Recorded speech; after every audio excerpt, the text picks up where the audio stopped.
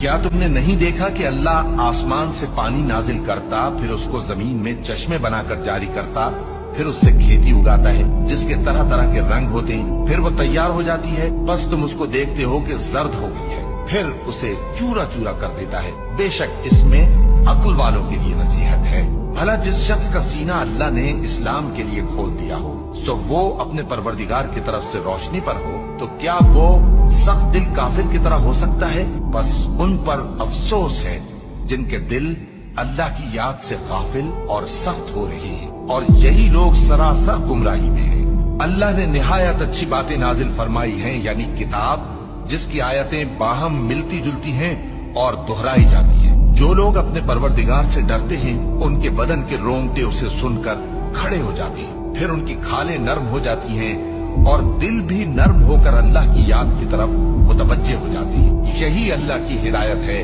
वो इससे जिसको चाहता है हिदायत देता है, और जिसको अल्लाह गुमराह रहने दे उसको कोई हिदायत देने वाला नहीं। भला जो शख्स क़यामत के दिन अपने चेहरे पर बुरे अजाब को रोकता हो, क्या वो वैसा हो सकता है जो चैन में हो? और जालिमों से कहा जाएगा कि जो कुछ तुम करते रहे थे अब उसके मजे चखो।